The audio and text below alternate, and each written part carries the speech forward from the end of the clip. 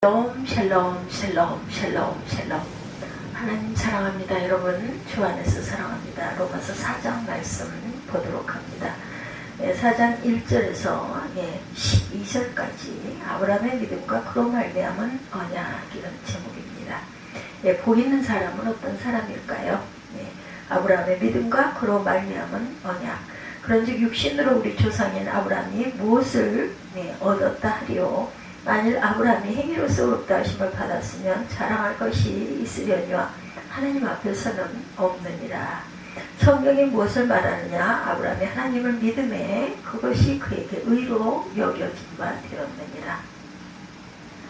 일하는 자에게는 그 삭시 은혜로 여겨지지 아니하고 보수로 여겨지겠니와, 일을 아니할지라도 경건하지 아니한 자를 의롭다 하시는 이를 믿는 자에게는 그 믿음을 의로 여기시나니, 일한 것이 없이 하나님께 의로 여기심을 받은 사람의 복에 대하여 다윗이 말한 바, 불법의 사함을 받고 죄가 가려짐을 받는 사람들은 복이 있고 주께서 그 죄를 인정하지 아니하실 사람은 복이 있도다 함과 같으니라.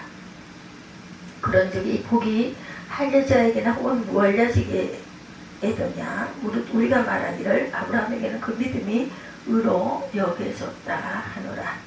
그런즉 그것이 어떻게 여겨졌느냐? 할례시냐 무할례시냐? 할례시가 아니요 무할례시니라.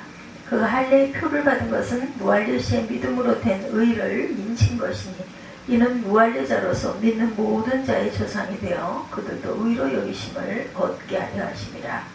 또한 할례자의 조상이 되었나니 곧 할례받은 자에게뿐 아니라 우리 조상 아브라함이 무할례시에 가졌던 믿음의 자취를 따르는 자들에게도 그러하니라. 아브라함이나 후손에게 세상의 상속자가 되리라고 하신 언약은 율법으로 말미암은 것이 아니요 오직 믿음의 의로 말미암은 것이니라. 이렇게 말씀하죠. 할례자의 조상이 되었나니 곧 할례받을 자에게뿐 아니라 우리 조상 아브라함이 무할례시에 가졌던 믿음의 자취를 따르는 자들에게도 그러하니라. 12절까지 오늘 말씀입니다. 북한을 연구한 단체에서 나온 북한 총량에는 북한의 정치, 경제, 문화, 종교에 대해서 자세히 수록되어 있어요. 그 총량에 의하면 북한의 유교 이후에 예배하는 곳이 한 군데도 없다가 서방 세계와의 관계를 위해서 2개의 교회를 세우고 정규 예배를 드리고 있다, 이렇게 말합니다. 조선기독교연맹이라는 단체가 있으나 북한 공산당의 지배를 받는 단체라고 해야 할 것인데, 북한에 종교의 자유가 없다고 보면 틀리지 않다, 이런 말이 있습니다. 1957년 북한에서 인민회의 대의원으로 선출하는데 웅천에서 2,000여 명이 투표에 빠진 것이 발견되었어요. 당국에서 그 이유가 무엇인가라고다가 주일날은 협동농장에도 빠지는 사람이 많다는 것을 발견합니다. 그래서 비밀경찰을 한 300명 동원해서 결적자들을 샅샅이 수색해 보아도 그들이 어디에 가는지 도무지 찾을 수가 없더랍니다. 근데 뒤를 밟아 찾아가 보았더니 한 집에 3명 내지 5명씩 모여 예배를 드리고 성경을 공부하고 있는 모습을 발견하게 되죠. 이 사건은 이만희 목사에 의해서 발생한 그런 것입니다. 그는 그 동네에 이사를 와서 동네를 지으면서 그의 지도하에 세토군 5씩 세포 조직을 만들어 횡적으로만 관계를 맺게 하고는 주일이며 몰래 모여 예배를 드렸다고 합니다. 그 수가 무려 500여 명이나 되었다고 해요.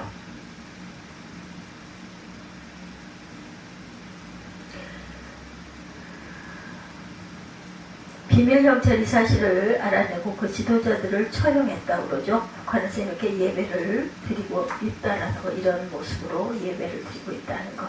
근데 우리는 이렇게 자유스러운 가운데 예배를 드리는데도 예배를 게을리하는 일이 있으니 정말 부끄럽죠. 그런 자들이 왜 그렇게 목숨까지도 위험에 내맡기고 예배를 드렸을까? 그것을 그들이 하나님의 그 큰 은혜를 생각할 때 예배드리지 않을 수 없어서 그라는 거죠. 그들은 예수 그리스도의 은혜로 영생을 얻었기 때문에 예수님의 이름으로 예배를 드리고 생명을 바쳐 예수를 전한 것입니다. 그들은 예수를 믿는 믿음을 어떤 경우에도 버릴 수가 없었어요. 이렇게 믿음이 중요하죠. 믿음의 가치가 있습니다. 바울은 이렇게 믿음으로 구원을 받는다는 확신이 있었죠. 그런데 유대인들은 그렇게 생각하지 않아요. 유대인들은 할례를 받고 율법을 지켜야 한다 이렇게 믿습니다. 유대인들은 할례를 받는 자들을 절대로 지옥에 가지 않는다고 가르쳤고, 유대교 경전인 탈무드에는 이방인이 유대교로 개종할 때 할례를 받지 않으면 그의 모든 기도, 구제, 선행은 아무런 소용이 없다고 가르치기까지 했다고 그러죠. 이런 사상을 가진 유대인들은 예수를 믿음으로 구원받는다는 바울의 가르침에 대적할 수밖에 없었습니다. 예수를 믿는 유대인들조차 할례와 율법을 지키지 않고 예수의 십자가 복음만 믿어 구원받는다는 것을 도저히 받아들이기가 어려웠다고 합니다. 그런 입장을 충분히 이해한 바울은 진정으로 복 있는 사람으로 이스라엘의 조상인 아브라함과 위대한 성군 다윗을 예를 듭니다. 마태복음에 예수 그리스도의 조상인 아브라함과 다윗으로 말하고 있어요. 예. 모든 유대인들은 자신들이 아브라함의 후손임을 자랑하고 긍지로 여기죠. 그만큼 유대인들에게 있어서 아브라함은 그들의 모범이었고 기준이었고 또한 숭상의 대상이었습니다.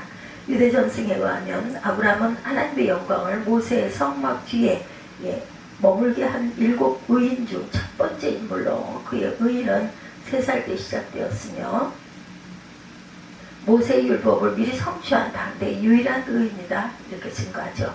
그러므로 만일 행위로 의롭다 된다면 아브라함이야말로 그 행위를 내세울 만한 사람이었다.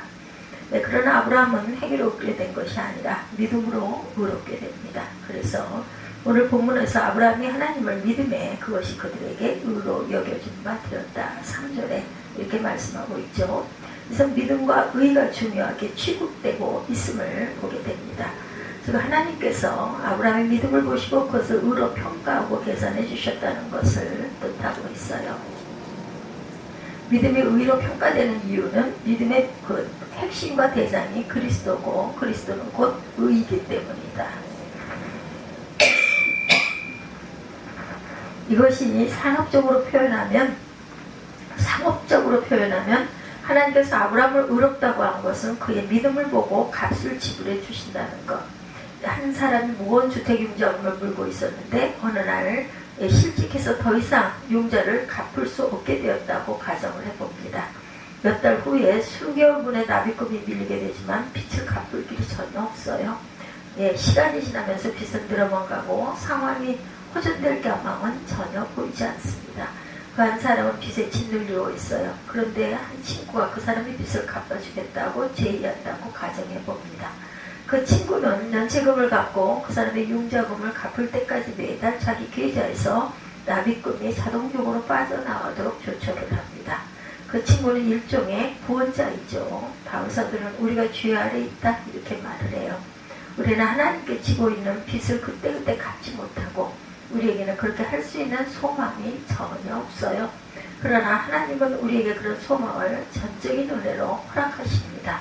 그 소망이 바로 예수 그리스도이시다. 그리스도께서는 우리가 하나님께 진 빚을 갚기 위해 오셨고 그리스도께서는 우리 연체금만 지불한 것을 재현하여 우리가 지불할 금액을 제날짜에 맞춰 낼 수 있도록 하시겠다는 것에 그치지 않고 우리가 진 빚 전체를 다 갚아주시겠다 이렇게 제안하십니다. 그리고 예수 그리스도께서 우리의 빚을 모두 갚으심으로 우리에게 놀라운 주의 은혜가 임하게 되죠. 죄값을 지불하기 위해서 그리스도께서는 우리의 죄짐을 대신 짊어지셔야 했던 거예요. 그래서 그리스도께서 십자가에 죽으셨던 것입니다. 로마서 4장 1절에서 12절의 말씀, 복 있는 사람이라는 제목으로 함께 은혜를 나누고 있습니다. 그리고 그리스도께서 우리의 빚을 모두 갚아주심으로 우리에게 놀란 그의 주의 은혜가 임하게 됩니다. 우리가 빚을 졌는데 그 빚을 다 갚을 길이 없을 때 그것을 대신 갚아주신 분 예수 그리스도시다. 죄값을 지불하시기 위해서 그리스도께서는 우리의 죄짐을 대신 짊어지셔야 했던 것이고 그래서 예수 그리스도께서 십자가에 죽으셨어요. 죄값으로. 이 십자가를 믿으면 것이 바로 우리의 의가 된다. 우리는 아무것도 자랑할 것이 없어요. 예수를 믿음으로 구원의 은총에 임하게 되고 그것을 의라고 말하고 있습니다. 이 십자가를 믿음으로 우리는 우리의 빚 전체를 다 탕감받을 수가 있다. 아브라함의 행위가 아무리 뛰어나다 하더라도 하나님께서는 그것을 보시지 않았다는 것이죠. 아브라함의 행위가 한 푼어치의 값어치도 없었다.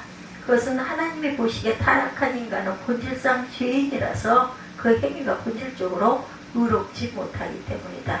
인간은 본질상 진노의 자식들입니다. 그런데도 믿음 하나 보시고 의롭다고 인정해 주셨어요. 칭해 주셨죠? 이것이 은혜입니다. 이런 은혜를 입은 아브라함은 진정 복받은 사람이라는 것을 잊지 말아야 되겠다. 그 아브라함의 후손들, 그 아브라함의 모든 믿음의 자녀들을 이렇게 의롭다 칭함받은 자들이다. 놀라운 것은 우리가 예수의 은혜로 의롭게 되었다는 것이에요. 예수에 대한 믿음으로 구원을 받고 영생을 얻습니다. 그러므로 우리야말로 복받은 사람들이다. 이 영광이 얼마나 감사하죠. 이 은혜가 얼마나 감동적입니까? 정말 다행이다. 정말 다행이다. 이렇게 생각하겠죠? 유대인들의 법 개념에 따르면 2인 이상의 증인이 있을 때만 비로소 참된 것으로 인정을 받습니다. 그래서 바울은 아브라함만이 믿음으로 그렇게 된 것이 아니라 이스라엘의 역사에 꽃을 피운 왕이고 그리스도의 그 직계 조상인 다윗을 의인으로 내세워 자신의 주장에 그 참임을 증거하고 있습니다. 물론 다윗에게 문제가 없는 것은 아니라 그의 삶은 정말 의로웠기 때문이다. 그러므로 다윗은 아브라함에 못지않게 자랑하고 내세울 것이 많아요. 그러나 다윗이 그렇게 성공적으로 인생을 살았던 것은 그의 행위가 아니라 믿음 때문이었다는 것이죠. 우리가 그가 쓴 그 위대한 시편에서 그것을 엿봅니다. 시편 32편 7, 8절입니다. 주는 나의 은신처리오니 환난에서 나를 보호하시고 구원의 노래로 나를 두르시리이다. 내가 네 갈 길을 가르쳐 보이고 너를 주목하여 훈계 하리로다. 시편 32편 7, 8절입니다. 다윗 같은 위대한 사람도 심각한 죄에 빠지죠. 그러나 그는 하나님의 은혜로 죄 용서로 확신하고 감격하여 이 시를 지어 읊으며 하나님을 찬양합니다. 내가 이렇게 죄인인데도 하나님께서 나를 버리시지 않고 용서하시고 구원해 주셨다는 것을 기뻐하죠. 다윗은 그의 부하 장군 우리아의 아내 밧세바를 범하고 우리아를 최전방 전투에 보내서 죽게 하고 그녀를 데려다가 함께 살았으니 사람으로서 도저히 할 수 없는 죄를 지었어요. 이런 것을 보면 인간은 정말 한계가 있는 거죠. 다윗 같은 이가 어떻게 이럴 수가 있겠는가. 그런 이러한 인간관계에서 이 한계에서 헤매면서 어찌할 바는 몰랐으니 위에서 내려오는 하나님의 사죄의 은총의 손길을 오직 믿음으로만 붙잡았다. 그때 그는 용서받고 하나님의 무한하신 자비에 힘입어 왕권을 유지할 수 있었고 그의 후손이 완전히 끊어지지 않게 되는 축복을 받습니다. 우리는 또한 얼마나 많은 죄를 범했습니까? 하나님을 높이고 영광을 돌리지 못하고 언제나 나만 위하는 이기주의에서 벗어나지 못하지 않았는가? 그리스도의 몸된 교회를 섬기는데도 내 일 때문에 너무 게으르지는 않았는가? 또 불쌍한 이웃에게 선한 일을 한 것이 무엇이 있겠는가? 곰곰이 우리 자신을 돌아보면 우리가 잘한 것이 없어요. 그런데 우리는 예수의 십자가의 보혈로 용서를 받고 구원받았어요. 얼마나 다행스럽고 감사한 일인지.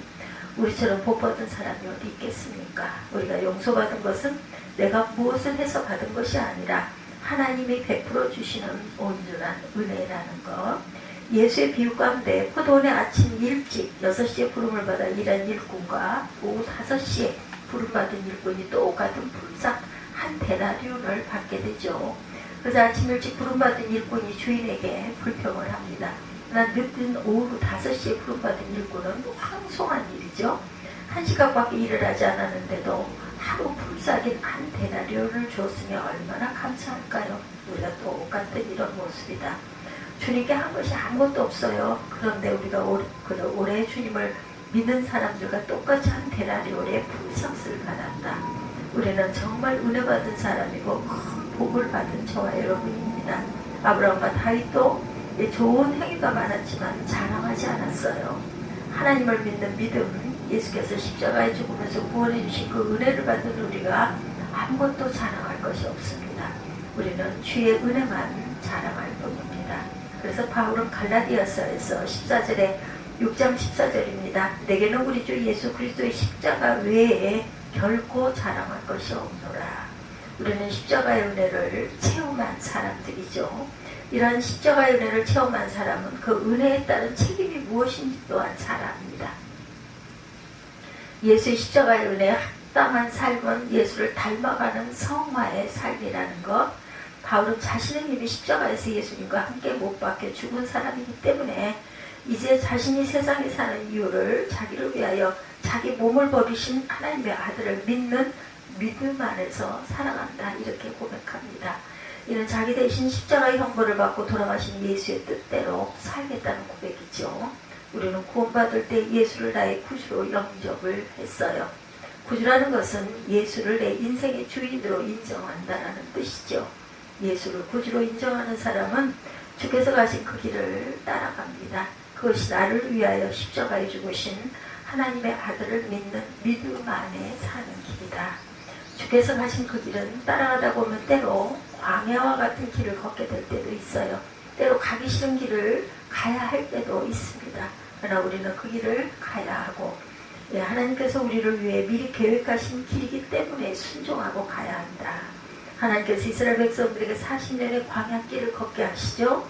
성경은 그 이유에 대해서 말씀하고 있습니다. 내 하나님 야훼께서 이 40년 동안에 내게 광야길을 걷게 하신 것을 기억하라. 이는 너를 낮추시며 너를 시험하사 내 마음이 어떠한지 그 명령을 지키는지 지키지 않는지 알게 하심이라. 너를 낮추시며 너로 줄이게 하시며 또 너로 알지 못하면 내 조상들이 알지 못하던 만나를 내게 먹이신 것은 사람이 떡으로만 사는 것이 아니요 야훼 입에서 나오는 모든 말씀으로 사는 줄을 내가 알게 하심이라. 신명기 8장 2, 3절입니다. 하나님께서 이스라엘 백성들을 애굽에서 구원해낼 때 하루밖에 걸리지 않았지만 애굽에서 받은 노예 습성과 죄의 습성을 없애는 데는 무려 40년이 걸렸다. 그러고도 1세대가 들어간 사람은 아무도 없어요. 그죠? 여호수아와 갈렙만 들어갑니다. 하나님께서는 광야 생활을 통해 애굽의 죄와 노예 습성을 모두 털어내고 이스라엘 백성들을 하나님의 백성답게 다듬어 내신 것입니다. 마찬가지로 하나님께서는 때로 우리들의 인생 중에 고난의 길을 걷게 하시는데 거기는 하나님의 깊으신 뜻이 있다는 것. 사람들은 하나님의 그런 계획을 모르기 때문에 힘들다고 불평하고 원망하고 또한 절망하기도 하죠. 우리는 하나님의 은혜로 구원을 받았지만 아직은 구원받기 전과 별로 차이가 없어요. 아직도 여전히 거짓말하고 여전히 죄 가운데 살고 있습니다. 우리의 과거의 죄의 습관들이나 악한 습관을 고치는 데는 광야 생활과 같은 다소의 고난의 과정이 필요한 것이다. 그 고난의 과정을 우리는 성화의 과정이다, 이렇게 말합니다. 돌아갈 때 성화를 통해 영화를 이루게 되죠.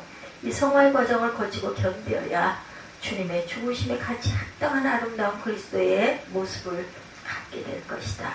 그러기 위해서 때로 인내해야 하고 때로 고난의 과정을 거쳐야 합니다.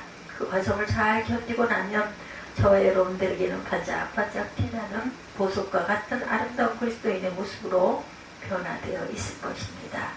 우리 한 해 어느덧 2025년이 저물어 가죠. 하나님의 그 은혜를 자랑하고 은혜에 감사해서 살고 하나님 주신 사랑으로 마음껏 사랑하면서 살아가십시다. 주님을 위해 피곤해지고 주님의 교회를 위해 헌신하며 기진맥진하여 약해진다면 얼마나 큰 행복일지. 슈바이처는 예수의 은혜에 감사해서 그 빛을 갚는 일을 위해 아프리카에서 평생을 헌신했어요. 그것이 그가 바로 최고의 그에게는 복이었다라는 것입니다. 이런 복받은 성도가 우리 교회 가득 차기를 차고 넘치기를 축원합니다.